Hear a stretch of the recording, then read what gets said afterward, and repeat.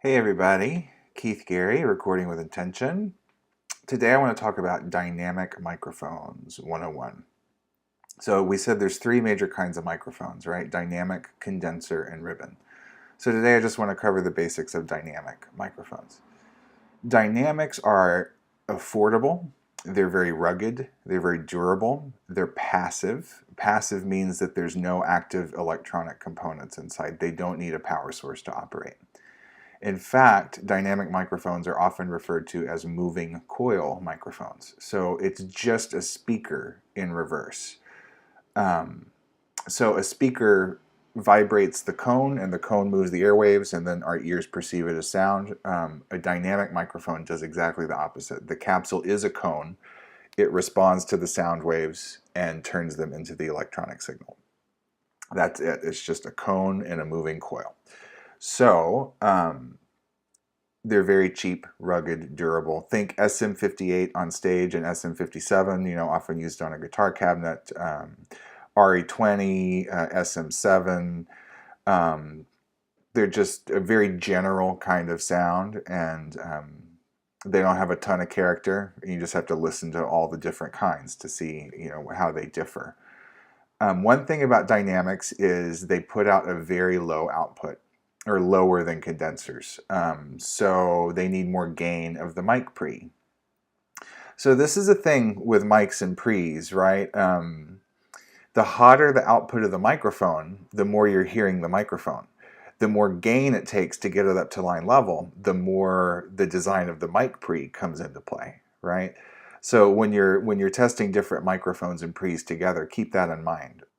What are dynamics used for? Since they're rugged and durable, live sound is a great place to use a dynamic microphone. You're not using a $3,000 microphone on stage that can get knocked over.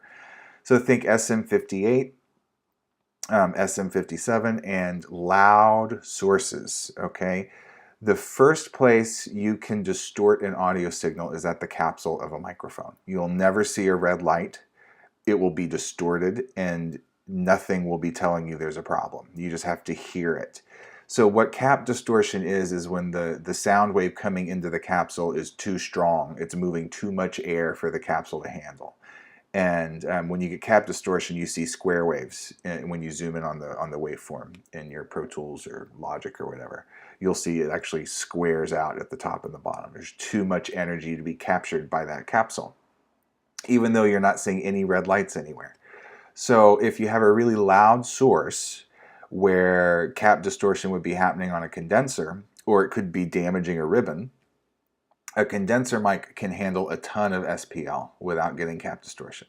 SPL is sound pressure level.